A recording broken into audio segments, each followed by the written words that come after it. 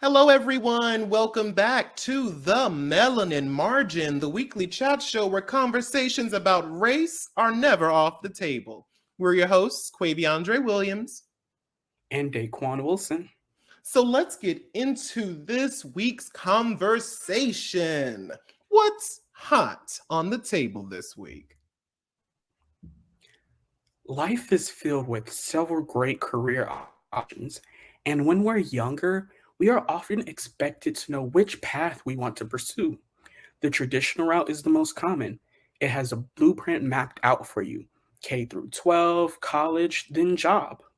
However, there are those of us who lean towards the non traditional fields that are full of unease and uncertainties. So that begs the question: why do people decide to pursue creative careers at all? And Andre, when did you decide to pursue a creative career?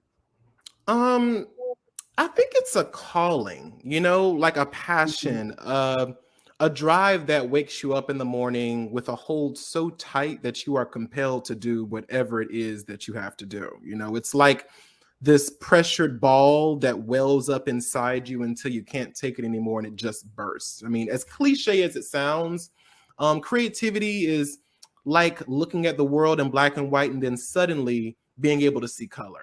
Time means nothing when you're creating. Hell, I mean, even things like eating and drinking, take a back burner when you're on a roll. You know what I'm saying? I mean, people create because they really don't have a choice. It's just something that they have to do. They feel like they're compelled to do. And, for me, when I discovered that I wanted to pursue like creative pathways, especially with my writing journey, I remember a while back I was watching, I think it was Suicide Squad, Mhm. and like I was looking at this one particular scene where Joker pushes Harley falls off the into the chemical vat. Have you seen that movie before, Daquan? You know what I'm talking Yeah, I about? have.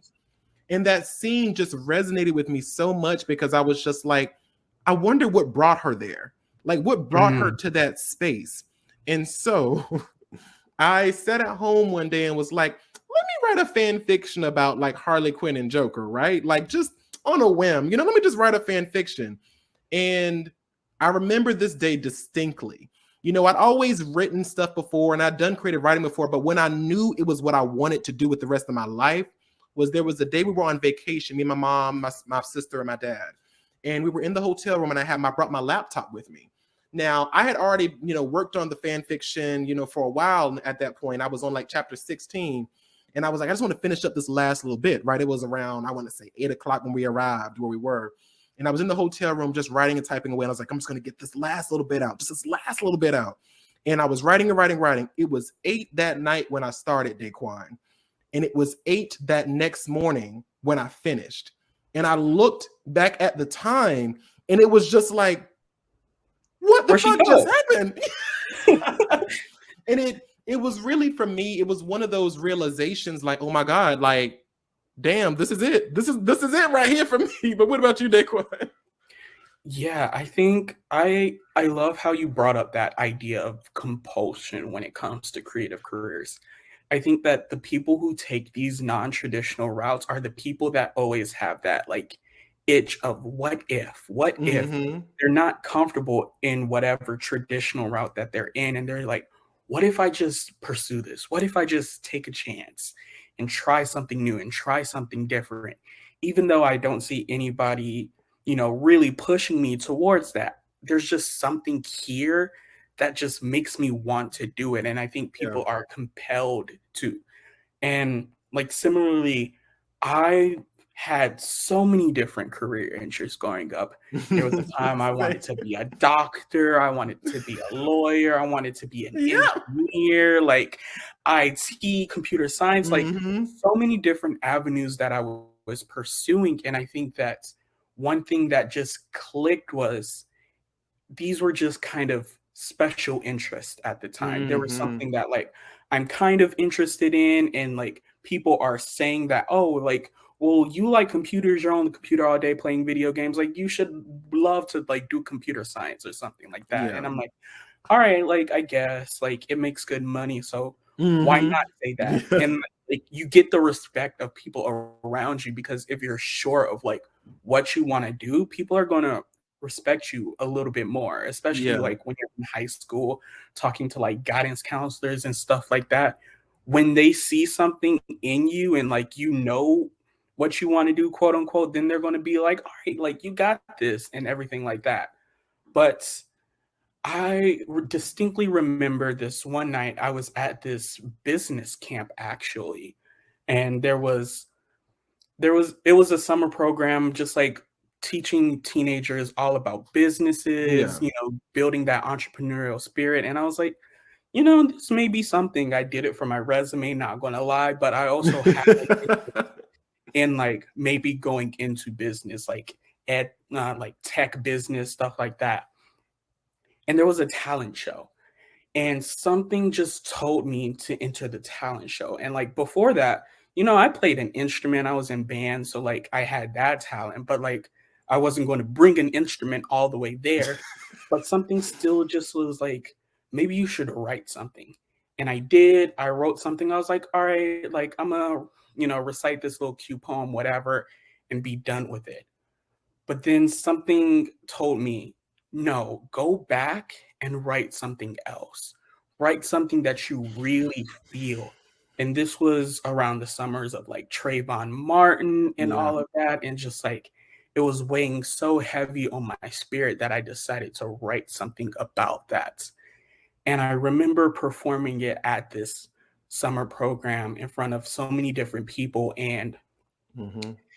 afterwards I felt so good because, you get that applause, you were on stage, you see the lights hitting you, and there's Mm-hmm. something about that just like that energizes you. Yeah. But that wasn't even the best feeling. The best feeling was the next day when somebody came to me and was like, I just want you to know like how powerful that poem was. Like spent all night talking about just the injustices of the world, and then I was like, finally, finally I found something where I feel like I can put my voice into it and have Mm-hmm. change.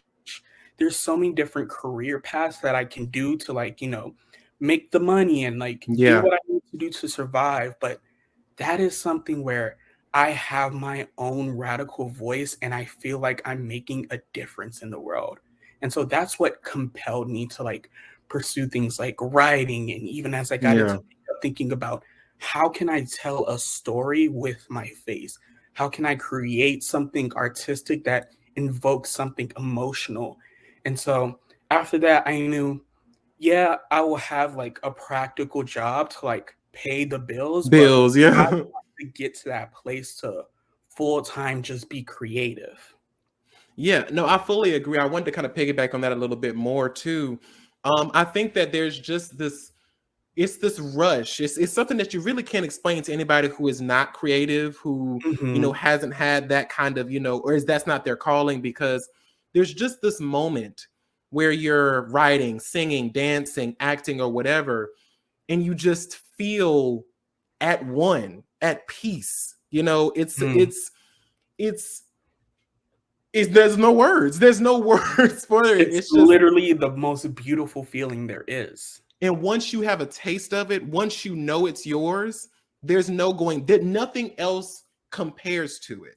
Right. Like, You won't be when we talk, satisfied.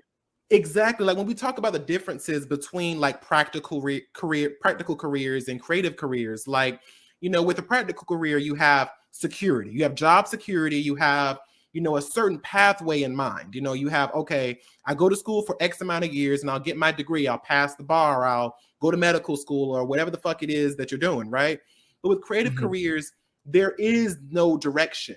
There are things that work for some people, there are things that work for other people. Some people go the traditional route with publishing by getting an agent and getting the thing and da da da and all this stuff. They do it for. With dancing, they go to school, or they, you do a YouTube or do TikTok. There's so many different avenues, and there's no real set pathway to be successful, quote unquote, in a creative field. And I think that for me, I was really both excited and terrified when I found out that my career, the thing that really got me up in the morning, that made me like go, oh bitch, you ate, is like writing and performing and stuff like that. And it was such a hard realization for me, because I was like, damn it.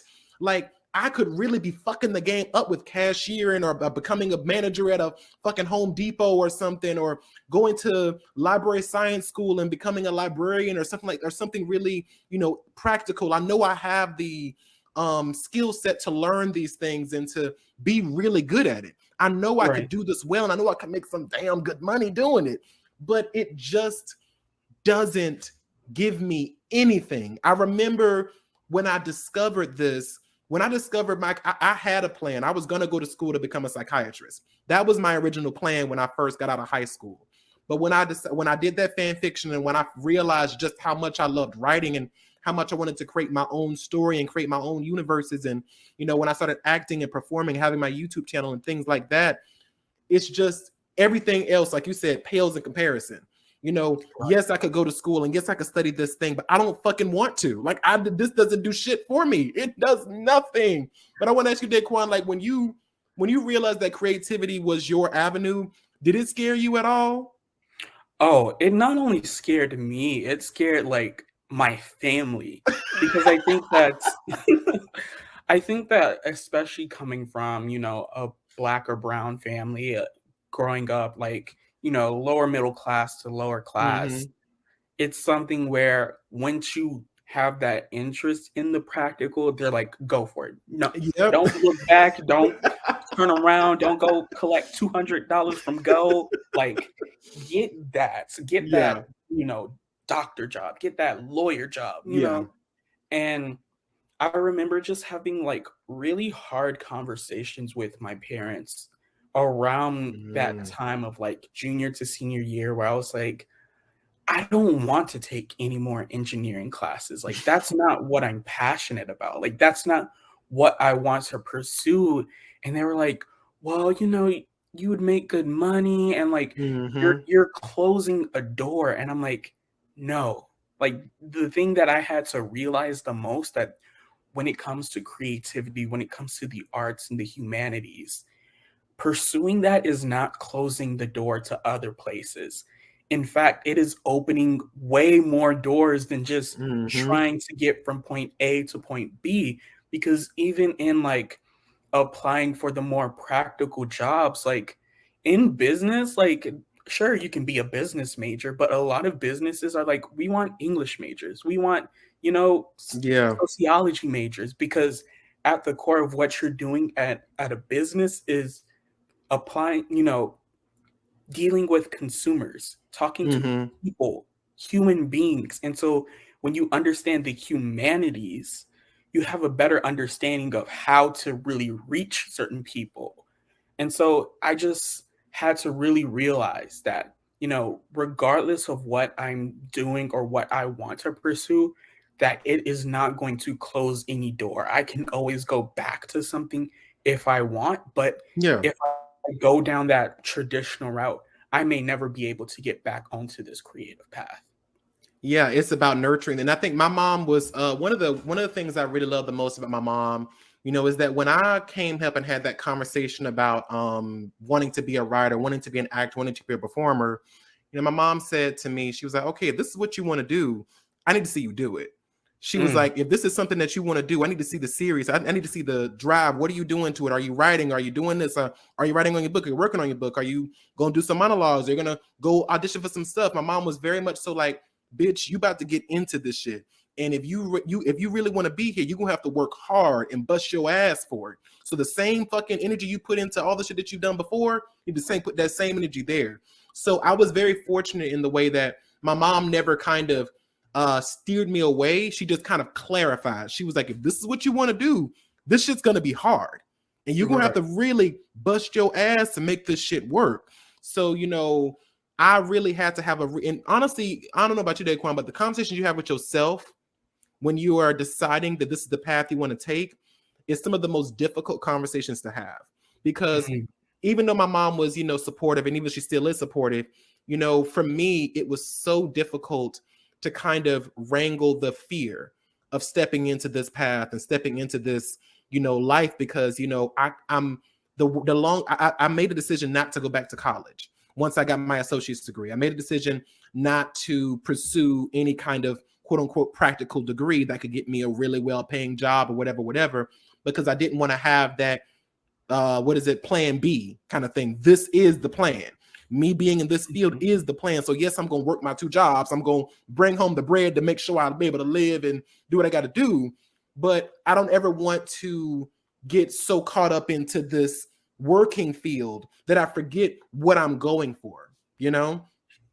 Yeah, I 100% agree that like tackling that fear for yourself is so hard, especially because you're just a busy person. Like when you're Mm-hmm. having to balance your creative interest and your practical what pays the bills, like if you're working 9 to 5 and then being creative from 5 to 9, like you get tired so Yeah. quickly. There are so many days where you're just like, man, I just need time to get away and like just be creative and things like that. But I gotta pay the bills. I gotta go to this job and that job. Especially if you're working 2, 3 jobs, like it's hard to find that time. And that's like a real fear of people of just like, am I going to be able to sustain this? Mm-hmm. Absolutely. Now, we all know the tale of the starving artist, someone who lives an unglamorous life in the pursuit of a glamorous future. These artists often don't receive support from people around them or have the best financial situation or even a place to call home. They face a lot of shame from those around them for taking a chance on a dream yet to be achieved. So, Daquon, I want to ask you, do you ever get embarrassed from pursuing creative careers or being on the come up, quote unquote? Oh, absolutely. I think that, being on the come up is like that ugly phase of when you're trying to grow out your hair and it just looks a mess. Like it's too short to do anything with it, but it's too long to just like look, nice and neat and cut and just like whatever. And so it can feel a little bit embarrassing. I know especially when I started, social media and stuff like that, like I didn't want people to in my real life to really see that because it's just like, like it's like, oh, like I'm not there yet. I'm not there Yeah. yet. And especially being somebody that's so like ambitious and so, Mm-hmm. just driven to like get there. It's like I want to get there. I want to like, almost move in silence, quote unquote, and just like Mm-hmm. get to where I need to be and be like, all right, I'm here. You see what I'm doing? Like it is what it is. But I really had to like unpack that of just like Mm-hmm. why do you feel embarrassed for pursuing your dream, pursuing something that you're passionate about? Like there's nothing that you should be embarrassed for, but I think that it's the societal you know pressures and the Yeah. societal perception of what you're doing. It's like, oh well, like it's so hard to do. There's so many people in this field. It's so saturated. There's like, Yeah. you're not at that million followers. You're not at that, high subscriber count. And so it's like Yeah. you're not getting paid for it. So like, why are you doing it? Like it's just like so much time that you're spending on something that's not paying out. And it's you have to realize that that instant gratification is not it. You can't only focus on getting what you need out of something now. You got to plan and build for that long-term investment in yourself. Yeah, I fully agree. I think that for me, there's this kind of self-awareness that I had to kind of develop getting into this because, you know, seeing yourself at different stages of your journey, seeing where you came from, where you started, on the one hand, it can be a really amazing learning opportunity because you get to see how much you've grown as a performer. When I look back on some of my earlier work as a YouTuber, how I didn't really know the editing really well or how I didn't know about lighting and stuff like that. And, seeing my videos now, like looking at my first videos versus looking at the ones I've made recently, I do get a sense of pride from seeing that growth. And the same thing with my writing, I think that there's an understanding you have to have of where you are and what position you're in. So like when I first started writing my novel, my mom, like when I first finished the first official draft of it, I think I was like what, fucking 18 or something. And Mhm. when I first finished it, my mom was like, "Oh, girl, just submit, just submit." And I was like, "It's not ready." I was like, "It's not ready, not even close to being ready." It Mhm. was still, there was still so much stuff I had to workshop with it. There was still so much predictability that I had to fix about it. And there was still trying to find my narrative voice. Right. And, you know, that's such a difficult thing. And that part of it was very kind of embarrassing for me because I was like, what am I trying to do? What am I trying to say? What kind of author am I? And so, you know, once I got it, you know, and mind you, that was 18. I'm 23 now. And I'm just now in the place where I'm like, oh, bitch, I know who I am as an author. I know the kind of storyteller that I am. But it took me having to be aware that right now I am not in the phase or in the stage to say, oh, yeah, it's ready to be seen by people. It's ready to be published or whatever, whatever. It was being self-aware enough to know at this point in my journey, I'm not ready. At this point in my journey, I'm still learning, I'm still growing. And the same thing with my YouTube. And then, you know, as now, like even now, I'm still growing, I'm still changing. So I think that, you know, there is a level of embarrassment that we have at just saying, "Ooh, girl, look, ooh, girl," like when I see those old videos of myself, or I see that old writing that I did before, I'm like, "Oh, bitch, what was you thinking?" But I think there's also a degree of kind of pride because I'm like, look at how far I've come. Look at how far Mhm. I've grown as a writer, as a performer. Like even for you, I'm sure Daquon, like when you look at your earlier makeup looks versus now, you're like, "Oh, bitch, I'm eating these girls Child. up." Listen, there were some looks back in the day where I thought I was that bitch, which, like, I am, Oh, period, bitch, point yeah, blank. I am. absolutely. But, you know, the blends were not blending, the foundation was not matching. There was just, like, so many technical issues that, like, I can recognize more now than Now, yeah, I could back then. And I think that that is one of the hardest challenges of pursuing something like this and that you face when you're being a creative is realizing that you're not, you know, the best of the best. You are yeah, not, you know, the end all be all of your career. You can yeah. always grow, you can always evolve, you can always get better. And so as you grow, you're going to be like, well, how did I not know this earlier? Mm-hmm. Like, why wasn't I doing this earlier? And it's like, you have that time to grow and evolve. That's part of doing your art, and you have to realize that. And so it really takes a lot of time of just being like, you know what? This was the best that I gave back then.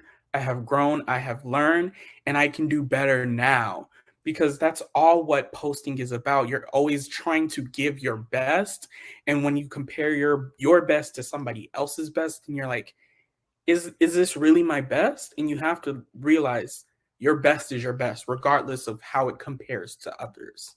And I fully agree. I think there's also this idea of like, you know, there's bravery that comes from every stage of your process. So, Mm, like, you know, when you look back at your earlier makeup looks, so when I look back at my earlier writing or my earlier YouTube videos, you know, there is a little bit like, "Ooh, girl, what the fuck was that?" But like, there's also this level of like, "Bitch, but I still did it. I still got the courage to say, you know what, I'm going to write a book." And even though my first draft was not going to be the best of it, the fact that I was able to write one at all, the fact that you were brave enough to even paint your face at all is a testament to being like, you know what?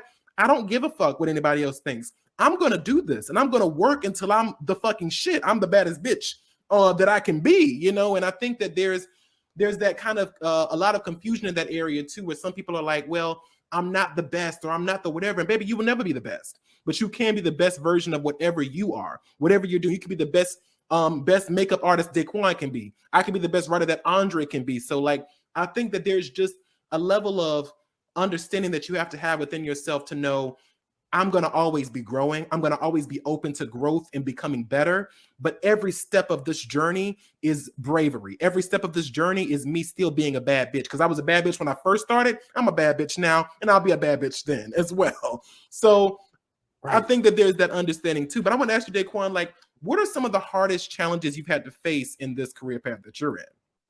I think one of the hardest challenges has just been kind of getting over myself. You know, I think Ooh. that I have such not an ego because I don't think I'm egotistical, but I have a high standard bar and I like to hold myself to that standard so much. And Mm-hmm. so there are times when, it's not going to hit that standard, and you're not always going to go up and up and up and up, and that is so frustrating. Like, I just want to grow, I just want to like get there, and I'm like, well, I got better, how am I regressing? And it's like, no, when it comes to being creative, it's going to be this ebb and flow. It's going to be the ups and downs of just like, maybe one day you're just feeling it. One day you're just like doing the damn thing.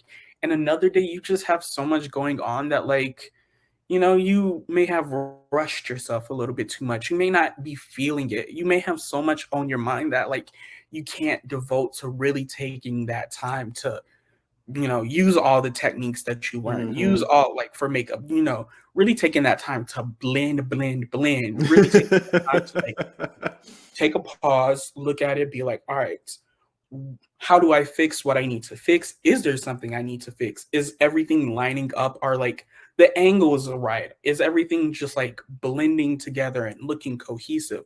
Or even with writing, am I using enough figurative language? Am I Yeah. being clear? Can I Yeah. take a pause, look back at this with fresh eyes and be like, you know what? Like, this character needs a little bit more characterization Mm-hmm. or something like that. And that's a hard thing to realize, that you may not always have that time to just be on the up and up and up.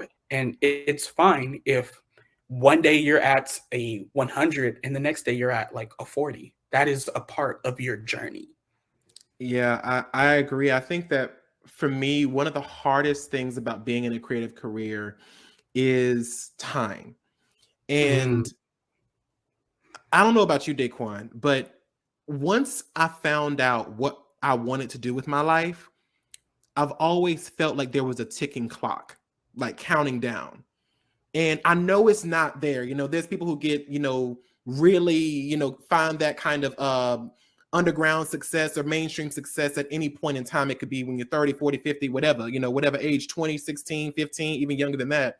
But like, ever since I found out what my career was, I was always like, the time shit was fucking with me really, really bad, especially early on. Even now, it still fucks with me sometimes because I'm like, and you're not supposed to do this, but sometimes you look at other people's journeys and you'll see where they are at the same age as you, and you're like, fuck, like, am I not doing enough? Am I not working hard enough? Am I not pushing myself enough? And I had to it's something I battle with every day sometimes, trying to know that, bitch, somebody else's walk is not your walk. Somebody else's success at whatever age it is just what they got. It was what was in the cards for them, was what was their destiny.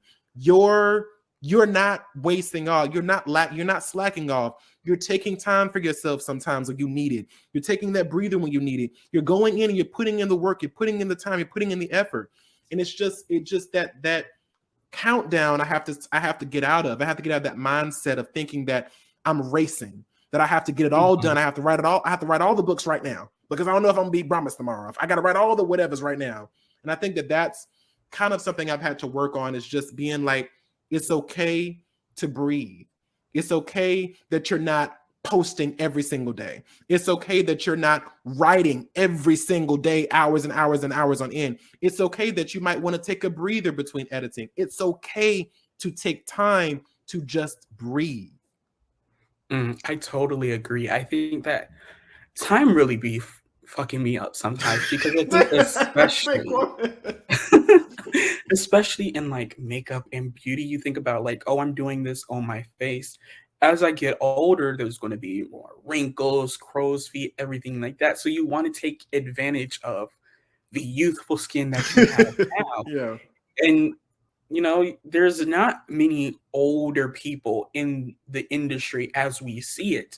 Mm-hmm. They may be in different aspects, but the part I want to be in right now, you don't really see that type of, perspective a lot of the times. But I think that realizing that it's okay to just take time, take that breather, is something Mm-hmm. that's so important. And it really dispels such a common myth in so many creative careers about consistency. Because all the Mm. time you'll see, you got to be consistent, you got to be consistent. But consistently looks different to different people, and it looks different at different times. Like, I Ooh. know when I first started out, I was like, okay, I'm gonna post 2 times a day. And I did that and I was fine. Like, I was getting it. And then I started like getting more and more, and the numbers started numbering. And I was like, all right, like, this is great. Like, I want more of this. So I was like, let me move to 3 times a day. And like, I did that and it really started working well. And I quickly moved to 4 times a day. And I was posting like 4 times a day. So I would have to film so much content. Mm-hmm. And eventually I just got so burnt out because I was like, there's so much that I'm posting and I'm recording all of this stuff. And like, frankly, there are some times when I'm just like, I don't like any of this shit. Like, I don't want to post any of it. Like, I'm looking back at it and like it may be a good video, but I'm just not feeling it because I'm just tired, honestly. Yeah. And there was this time when, I was just like, I'm gonna take like a week or two from posting. And you know what? I was fine. Nothing didn't happen. There wasn't any like Mm-hmm. shadow banning or anything like that. If anything, like my numbers are doing pretty well right now. So Mm-hmm. it's like you can take that break. You can take that time because you can really reevaluate your entire situation. Take time to really focus on what is it that you want to focus on and not what you want, analytics to do or numbers or anything like that. What is it that you want to do? What you want to create, the stories you want to tell, and take that time to just think about it without having all of those pressures to put something out there. Yeah, I think, and I fully agree. Like, I think there's so many myths in all of our career paths that, like, kind of we had dispelled once we kind of got into it. Like, for me, I know as a writer, like, one of the most common myths that you hear is like, the all you have to do is write. All that you have to do is write, and you'll be there. Everything else will just flow after that. That's a big load of bullshit. I want to tell Mhm. any writer that's watching, Daquon knows this too. Any writer that's watching or listening, you know, writing is the easy part because it's what you love to do. When you're doing something you love, it's not work. But trying to get publishers, agents, trying to get things edited, trying to look into self, all of those things, the business side of it is so incredibly difficult because I was one of those people who made the mistake of believing that myth. And so for all that time that I was in high school and college, I was so focused on writing and not enough on networking and trying to have Mm. a expansive group of people that I can pull from and talk to and develop core relationships with, who could probably get me in contact with maybe their agent or their publisher or someone that they know and stuff like that. Like, a lot of this industry, I think, is like, what is it? Like, I think it's like 20% talent and like 80% fucking networking and who you know and what you know and all kind of shit like that. So I Right. think that it's just, for me, I wish that I would have known early on that writing my book is just as important as finding editors, as finding agents, as learning how to network with people, so that when I was ready to publish, I could get an editor who would probably be like, girl, I'll do it for you for free, girl, because I know you. We cool like that. And I see, X, Y, and Z, or I'll give you a lower price than I would somebody else because I know that you've been working and we're good friends kind of shit. What about you, Daquon? You know any myths in the makeup world that you have? I think a myth is just like, or just like for any creative career ever, is like, oh, like if it's your hobby or it's something that you're passionate about, you'll find the time to do it. And it's like, mm, girl, listen, the way things are set up is like we think, oh, you're just like making a 30-second video and posting that. Like that Mm-hmm. shouldn't take that much time. But then you're like, well, if I got to do a look for it, that look can take anywhere Mm-hmm. from an hour to 2 hours. I've had some that took like 4 to 5 hours to do everything. And so that plus whatever, like, a 30-second clip could take you like a minute to 5 minutes to film because you got to Mm-hmm. do all the takes, you got to get the editing Mm-hmm. perfectly, you got to do so much. Transitions, yeah. Transitions, everything like that. Then you got to think about captions. You got to think about what hashtags you're going to use. You Yeah. have to think about all of the analytical side. And then you're going to have to not only post that, but you can't post and go away. You got to engage with your community. You got to like see what's happening. You got to stick on top of current trends. And in reality, just posting that one video took you so much time. And so I think that, especially when you have like a practical life per se, it's hard to find that balance. And I think that the Mm-hmm. biggest thing that's helped me create that balance is really scheduling out specific time to do something. Yeah. Where it's just like, all right, regardless of what is going on, I am going to devote this much time at this day to do it. Or even just taking some time where I'm like, you know what? I'm taking a day off work. I'm going to go somewhere and like have my own little creative retreat. Like I've done this Mm-hmm. before of just like going to a hotel, filming a whole bunch of content, and just taking that time away from everything else that's going on in the world to just do that and batch record a whole bunch of stuff. Mm-hmm. And you realize how much you can get done in that time when that's the only thing that you have to devote your energy and time towards. Absolutely. I think for me too, with balancing that work-life balance, the career-life balance, I think that I think that there's a level of, like you said, scheduling that you have to do when you're doing something you love, because you want to make sure that, I didn't realize this too, but because of how flow affects us, and if you know what that is, Mhm. it's like it's creativity plus productivity, I think is what it's called. But Right. essentially, we think we're in the flow, that we're not working. It's what we love to do. Somebody explained this to me a while back. They were like, when you are writing and when you are acting or performing or doing your makeup, whatever, you're still working. That's not relaxing. That's not breathing. That's not taking a break. Even though it might feel like it because it's something that you love to do, that's Right. not what it actually, that's not what's happening. So I think that I had to realize that for me, yes, I love writing. I love YouTubing. I love creating. I love this talk show. I love doing these things. But I also have to remember, you have to take time for you. You have to take Mm. time where you're not filming, where you're not writing, where you're not YouTubing, that you're just spending time with yourself. Because sometimes you can lose yourself in your art. And that is a very dangerous road to walk down. So, even when we see the most successful pursuits of creative careers, there never seems to be a break period. We've heard countless stories of creative burnout from the pressure artists put on themselves to juggle everything, with the perceived need to push oneself further and further. Andre, do you think that the grind ever stops even when you've made it? Or should you work even harder? This is a really fucking good question, because it's such there's such particulars with this, because when you look at certain people, like I'll use Tyler Perry for example. There Mhm. was this video, I think we talked about it a while back on the podcast or between each other, I don't know at this point, but Tyler Perry had this video on Instagram a long while back where he had like 8 or 10 or something scripts, and he is the sole writer of 8 or 10 different shows, seasons worth of content. He was like, oh, work ethic. And I was sitting back here like, bitch, are you fucking crazy? Like, that is too much.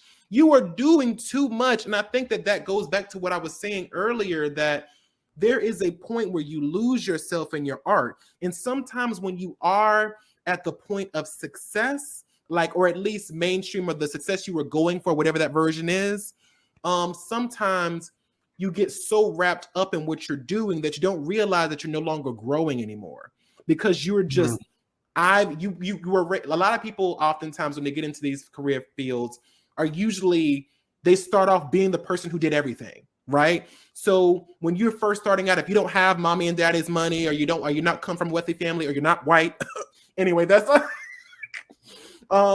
you have a lot of work to put in, so you have to work twice as hard to be quote unquote half as good. But oftentimes you'll see people like me and Daquon on this show, where we edit, watch, social media manage the whole thing. We're doing everything. We come up with the topics, we come up with the whole thing. We find time to record. all these things. We don't have a producer. We don't have an editor. We don't have a person going out to get the topics. We don't have the person helping It us would make be sure we get our nice. notes. It would be fucking nice as hell. And if somebody's interested, let us know. But you know, you are so used to that. And I think that sometimes some people don't realize that once you start bringing in the numbers, once you start bringing in the coins, once you start getting to a place where you're making money, it shouldn't be, okay, now I gotta push even harder. I gotta make it all. I gotta do it all. I gotta micromanage everything. It's like, no, now it's time to breathe. Now it's time to say, I've got help.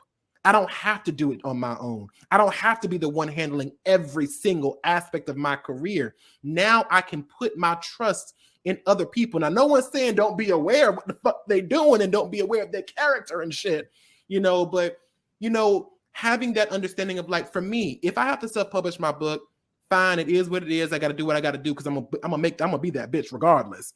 But if once I get to my point where my book is starting to make real coins, and there are publishers reaching out to me saying, hey, we want to help you out, we want to put you on our market, if the stuff is right and the contract is good, I'm going for that. Because yes, self-publishing means I get to make all the major decisions, but it also means that I'm responsible for every single aspect of the process. And that is a lot of fucking work that I'm learning even now. And so if there is a way to alleviate that pressure and just focus on the creating, that is so much more important to me, because there is so much on the business side that I don't understand that I'm having to figure out on my own. So I think that there is this level of working harder, but you know, you have to choose in what way are you working harder. So are you working harder in creating? Are you working harder in finding those avenues to alleviate some of that pressure? Or are you trying to take all of the pressure? Because when you have more money, more problems. And so when you look at something like what Tyler Perry did, all I can think in my mind is you are still in that mindset of being on your own. You're still in that mindset of living. And it's when he talked about before he lived in his car and lived in his, you know, had to put all the things on himself, which is why his content has been suffering, because he has not allowed other people into the circle to help him out, to help him grow. He's kind of stunted his growth as a writer, because I've noticed too, you know, yes, he might bring in the numbers, but the quality of the content is not what it used to be. Yeah, I totally agree. I think that here's the thing. The grind doesn't stop, but you have to stop the grind. Ooh, It's one of these things. Go back. Say that one more time, bitch. Say that one more time. You go slide past that, bitch. The grind does not stop, but you have to stop the grind, because it's one of these things where there's always going to be work that you need to do. There's always going to be ways that you can push yourself further and further. And there's always going to be so much that you have to have accomplished. But like you were saying before, it doesn't have to be you who does everything. Exactly. The work will always need to be done, but it doesn't have to be done by you. And I think that for so many people, they remember where they were, and they are so afraid of having to go back to that place. That's that fear that keeps them just pushing and going further and further, because they're like, I finally reached a place where I'm good, like where I'm comfortable, and like I have things now that I never had before. And you don't want to give those up and go back to being that quote unquote starving artist, just trying to survive. And so you think you got to keep it, because if something goes wrong, somebody else messes up, you have that fear that everything can go wrong. Nobody's going to want to book you for anything. Nobody's going to want to read your stuff. And then you basically fade back to where you were before.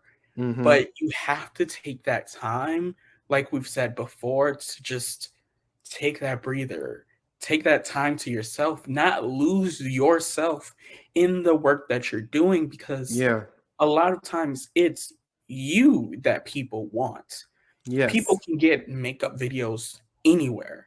People can get books anywhere. There's so much and so many different types of people that you can get things from, but they followed you. They bought your book. They booked you. And so you have to realize that people are wanting you, so you can't give yourself up. Ooh, Oh, bitch. That's a sermon right there, bitch. And it really is like that. And I really love how you spoke on that fear aspect. It's like once you're there, you think, oh God, I have to keep going. I have to push even harder. I have to keep pushing and pushing and pushing in the same way. And I think that it's specifically with people of color too, and Black people that really suffer with this because, we know how hard it is to break out in the industry.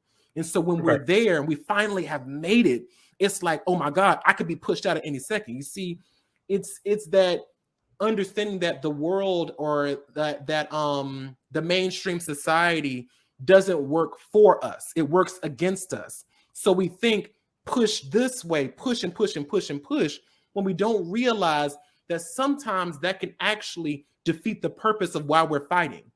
If you are pushing and pushing and pushing and pushing, but you're not growing, you're not elevating, you're not changing. See, when you allow other people into your circle, when you allow people that you trust and that are good people and have good character in your circle, it allows you to bring new levels of creativity. It allows you to foster new ways of expressing said creativity.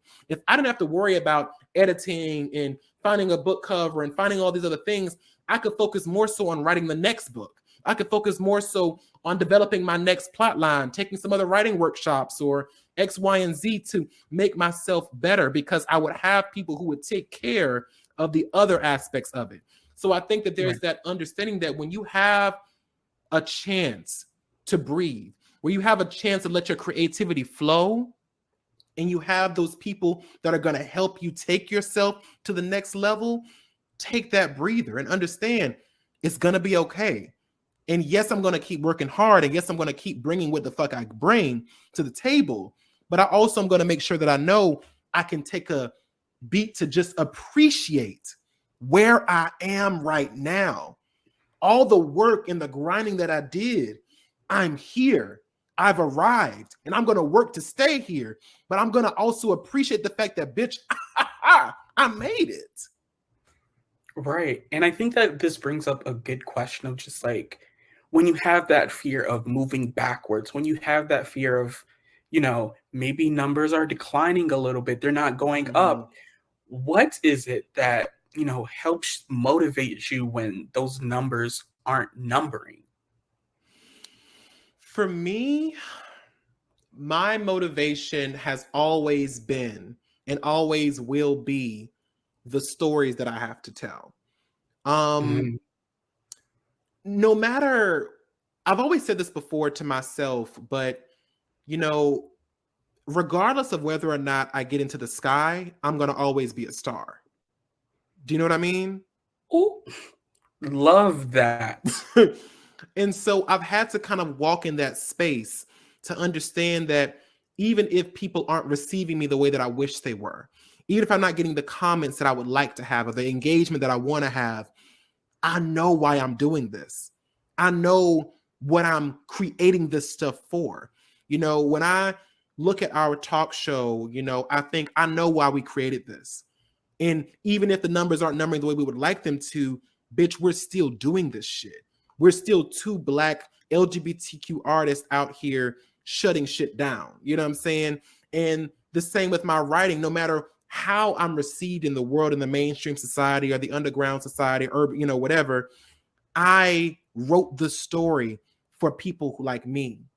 I wrote it for that reason alone. And so regardless of if people receive me well, regardless of whether or not I make it to the highest highs of my career success, I want to know that when I leave this earth, like I've said this before and I'll say it again, that I gave everything I had to what I wanted to do. That no matter where I am, quote unquote, in the idea of success, I know that for me, I wrote every book I wanted to write. I did every podcast episode I wanted to record. I made every YouTube video I've ever wanted to do. I did that shit. So regardless of how the world sees me, I know the goal. The goal isn't to be famous. The goal isn't to have millions upon millions of people know my name and know who I am or whatever. The goal is to write. The goal is to create. The goal is to make something that I will be proud of when I leave this world and know that I left my mark here, regardless of how big it was. Right. What about you though, Daquon?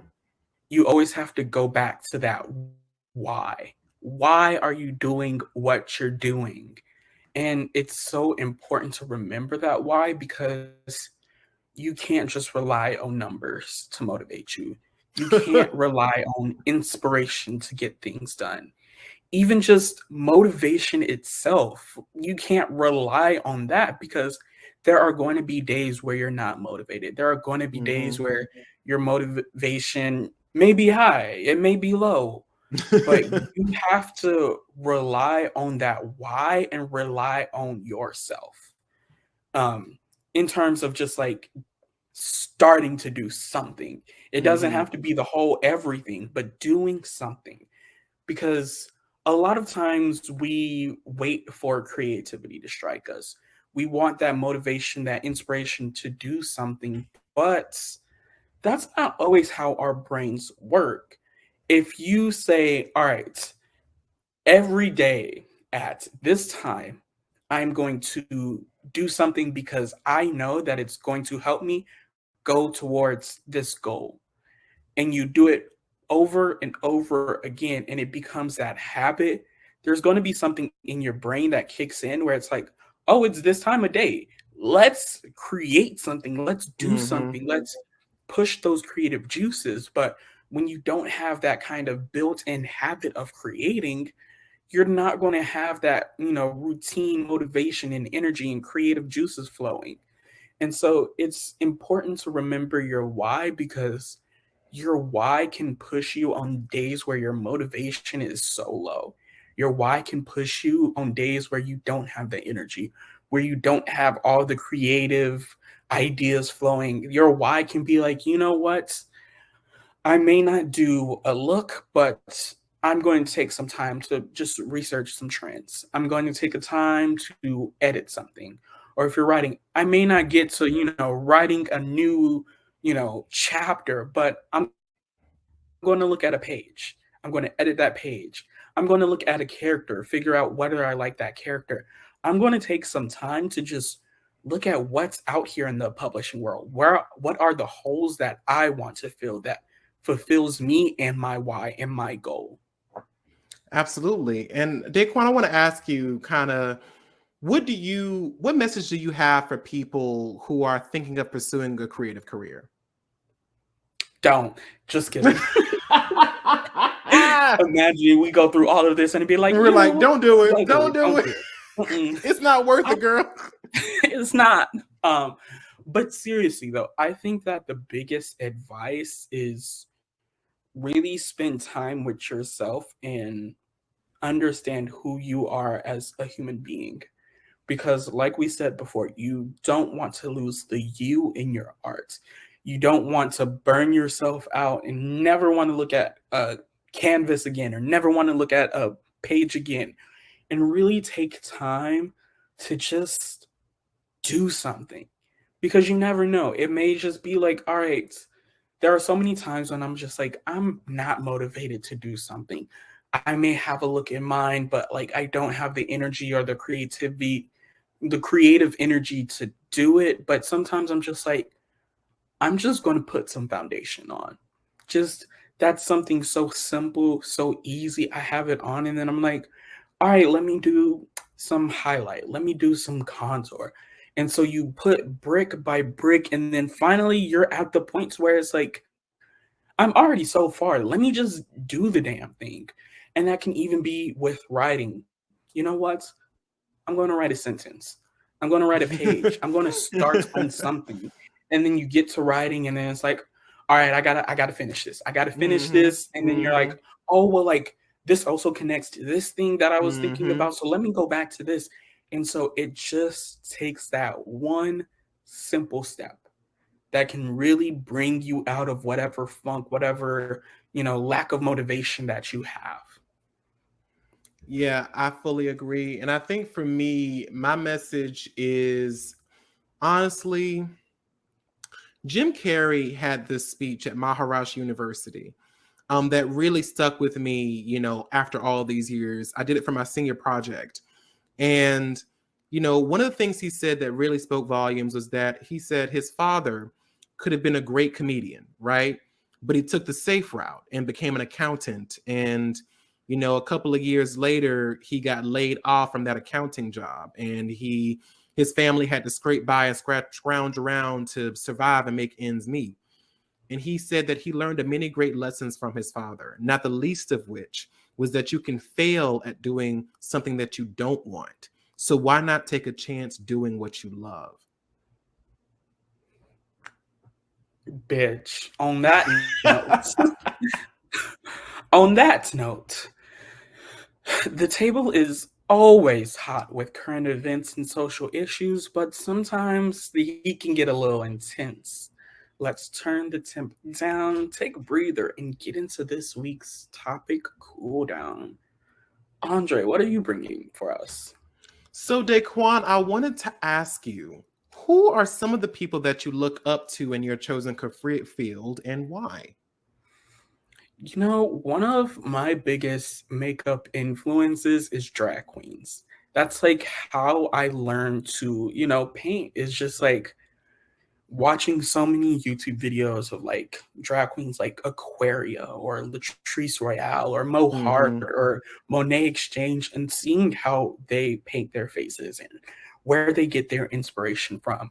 And I think that it's so inspiring because you see the whole gamut of inspirations. You have like traditional like editorial photo shoots or fashion designers, but you also have just like black culture and queer culture and so many different things. And I think that it's so important to find somebody that just inspires you. Like there are so many times when I look at a look that Aquaria does and I'm like, wow, like this is literally like I have no words because it's so good.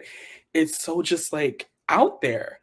Or just like I think another inspiration for me is Rihanna, of course, Fenty Beauty. Like she did the damn thing with that entire brand Eight. because Mm-hmm. for a long time, makeup companies were not doing the damn thing when it comes to having complexion products for everybody. And Rihanna was like, you know what? I'm going to launch a brand. I'm going to launch complexion products, and it's going Mm-hmm. to run the gamut. It's going to be the fairest of fairs to the deepest of deeps. And Mm-hmm. we're not going to ignore, different undertones because even with makeup there's a lot of times when you get to the deeper shades it's only warm. You don't have neutral deep shades, you don't have cool tone deep shades, it's only the warm browns of the world. And it's like that is so inspiring because it's seeing a gap that you can fill, seeing a gap that affects you, something that inspires you to just like do it and like solving that problem. And I think for me, that's, what I want to do is being that representation that I needed to see back then, filling that void of, Black queer people in this space and doing the Mm-hmm. thing. Or even just like Patrick Starr. Patrick Starr in One Size is another fantastic beauty brand that really put the game for queer representation of just like, there's makeup is for everybody. Makeup is a one size thing. Like everybody can do it. It doesn't matter. Or even just like the campaigns I see. It's one of the Patrick Star has some of the in One Size have some of the few campaigns that really push, male queer people and Mm-hmm. non-binary people and just like instead of just white woman, slightly darker white woman, ethnically ambiguous woman. Like it really pushes you to be like, no, this is for everybody. Like I am changing the game for everybody because for a long time this industry was not checking for somebody like me. And so I'm going to make them. Absolutely. I agree. I think for me, I do derive inspiration from different aspects of people and, Mhm. different shows and such. Like for my particular career path, I've always looked up to shows like Charmed and Buffy the Vampire Slayer and Avatar The Last Airbender, Teen Titans, Yes. mostly because of the storytelling, and I was like, I want to tell stories that span seasons. I want to tell stories that have messages that are just using the magic and the sorcery as a metaphor for something else, which is why I looked up to a lot. And I say the show, not so much the people, because we don't know who the people are. But we heard about her Joss Whedon and shit like that. But like I said, for me, it's the show, it's the storytelling of some of these shows, and where they have grown and how they have done it. And I'm like, damn, I want to create something similar to that. I want to create something that's going to touch people's lives and touch people's hearts and stay with them for years and years and years to come. As far as confidence, Violet Chachki is my inspiration when it comes to confidence, because listen, when it comes to confidence, Violet, listen, you can say whatever the fuck you want about this bitch, but the one thing you can never say is that she is too humble or she just doesn't know her strengths or whatever. And the thing I like the most about Violet is that she never has to say, I'm that bitch. She never has to say the words, I'm the one. She never has to let people, she doesn't, and even some of the things that we've seen in her, in other areas, like she's made it very clear she's self-assured. She's like, I am the shit. I know I'm the shit, and I will be the shit. And regardless and of people, and unbothered, like that level of unbothered she has about people's opinions about her. Again, inspirational. It's like she really does not give a fuck. Like, and I think that level of confidence, that level of awareness of yourself, because she also is aware of her weaknesses as well. So it's like being aware of your weaknesses, but also amplifying and understanding your strengths. That's a level of confidence I'm trying to aspire to having too. Being aware of what I need to work on, but also being aware that I'm also a bad bitch. And as far as another person I look up to, Keke motherfucking Palmer. Say it. Keke fucking Palmer. This woman is everywhere. Like, is booked and blessed. Booked, blessed, and busy. And I speak all of that on my life and yours, Daquon. I speak all of that. Like, one of the things that Keke Palmer really teaches me also is about diversifying your income, diversifying your brand. So you're not just a singer. You're not just a makeup artist. You're not just a writer. I'm a writer. I'm a YouTuber. I'm a co-host on a podcast. I'm a actor. I'm a performer. I have these different avenues that I can walk through and walk down, and hopefully when one of them pops off, the others will follow. So I'm getting checks from multiple different places, as well as having people know me from completely different spaces. So I really look up to Keke Palmer in that regard, because she really understands her specific brand so well and her niche so well that she just knows where she fits. She knows where to get where to go and how to market herself. She is just an inspiration when it comes to those regards too. It's just, she just knows herself so well and knows how to get these jobs and opportunities that reflect who she is as a performer. Right. And I also think that's another inspiration that I have to say is Bob the drag queen. Because when it comes to being a drag queen of the people, like, that is literally who Bob is. Like, Bob has literally gotten arrested to protest rights for the queer community. And then when it comes to like the Black queer town halls and everything like that, Bob really knows how to engage with a community and cultivate a community. Because, when you get to like a certain place in your career, like, you have to realize that if it wasn't for the people supporting you, you would not be there. And like, it's a entirely long, different conversation about what a successful person obligation is to their fans. But I think that there is this level of just like having that strong community, creating, cultivating a safe place, because that can inspire so many more people just like you. And it can really give you the support that you need when you're not feeling your best, but you have so many people showing you love because you come for, like, you are there for other people. And so it's always important to remember that community. Absolutely. And I want to touch on that too. Bob is another one whose confidence I look up to too, because Bob, when she got the call for Drag Race, she's like, I won. She's like, I won this. I did. Right. Like, and I was like, bitch, that's how you got to walk through life. Like, you got to be like, I did that. I Or got even it. It was behind the me. scenes, like, no, like, we're going to do this. Like, we're Yeah. not going to take this bullshit from production. Like, Yes. treat us how we should be This, treated, and not, worrying, oh my gosh, well, like, I don't want to talk back because mm-hmm. what if they, like, kick me off, or production Yep. doesn't like me or anything like that? Like, no, I'm going to beat and I'm going to stand up for my people. Bob is one of those people, again, who just is so aware of her talents and so aware of what they can do. They're like, oh, baby, I got this. I know what I'm doing. I know what I'm good at. And you're not going to kick me off because you know I know what I'm doing. I'm not being disrespectful. I'm telling you how to treat me, and I will not allow you to disrespect me. That's a bad bitch right there. Okay. Her. Now, so many children grow up never knowing the full scope of what their culture has contributed to society and history. So it's time for a change. Let's take a pause, rewind, and remind the world just how we did that.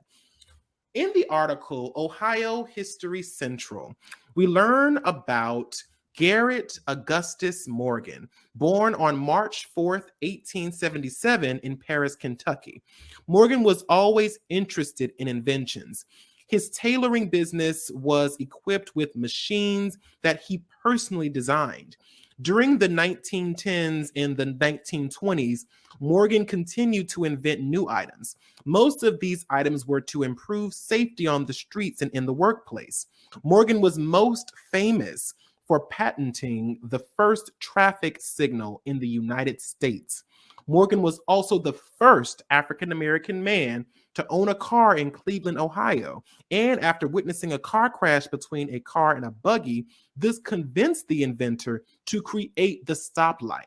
On November 20th, 1923, Morgan received his patent. His traffic signal was mounted on a T-shaped pole. It had three different types of signals: stop, go, and stop in all directions. The stop in all directions signal was to allow pedestrians to cross streets safely. Morgan eventually patented this device in Canada and Great Britain as well. He sold his patent to General Electric Corporation for $40,000. Morgan also invented numerous other products, and in 1916, he patented his version of the gas mask. Morgan demonstrated his superior design when a group of miners were trapped in a shaft under Lake Erie. He immediately received orders for his product from fire departments and mine owners across the United States and Europe. The United States Army also utilized a slightly redesigned Morgan gas mask during World War I. In addition to the traffic signal and the gas mask, Morgan also invented a zigzag stitching device for manually operated sewing machines. Listen, Black people, Daquon. Was like, oh, I'm not just going to give you the stoplights. I'm going to give you gas masks. I'm not just going to give you that. I'm going to do stitching for sewing machine. Like, that's what you call diversifying yourself. So from blackpast.org, we learned that Nina Mae McKinney was one of the first African-American leading actresses in Hollywood. As an early teen, McKinney performed in Harlem's nightclubs and eventually owned Broadway in the Lou Leslie musical revue, Blackbirds of 1928. Her celebrity began at the age of 16 when director King Vidor, impressed by her vitality in Blackbirds of 1928, hired her to parlay her multi-talented abilities as an actress, dancer, and vocalist in the musical film Hallelujah, 1929. McKinney's effervescent performance as the seductress chick brought her immediate success in Hollywood. Yet despite rave reviews for her vivacious performance and a resulting 5-year contract with MGM, McKinney's career faltered during an era when Hollywood declined to position Black actresses in dignified roles. Determined to break barriers in acting, McKinney immigrated to Europe, where she performed in cabarets across Europe and appeared in the British films Congo Road in 1930 and Sanders of the River in 1935, both opposite Paul Robeson. During the last 2 decades of her life, she appeared in several plays and continued to tour globally. Baby, we find a way. Okay. Like, Right. she said, who gonna check me, boo? She really was the original. Who gonna check me, boo? Right. Y'all want to be racist here? Let me tour the world. Like, let me show you how much I am that bitch. Like, just every time I hear first African American do that makes me so proud too, also. Right. Like, just knowing that, like, we really, I mean, against so many odds, we were like, bitch, fuck all of y'all. Like, inventing traffic lights, like acting, dancing, singing, like we are fucking magic, bitch. Like The blueprint, the black the print. blueprint. What is it? Not everybody can be a part of the bad bitch genre. It's a genre. Yet another black woman coining that phrase too. Mhm. But as always, thank you all so much for watching, and keep the conversation going down in the comment box below. Don't forget to give this video a thumbs up, and if you are listening to us on our podcast, please rate and review on whatever platform you're using. You can also follow our podcast on Instagram and TikTok at the Melanin Margin for updates of new content. And if you'd like to follow each of us, our handles are at Daquon MUE. And at Andre Talks a Lot, baby. Now we will see you all next week on the Melanin Margin, where our goal is always to bring the marginalized to the spotlight in any way we can. Goodbye now.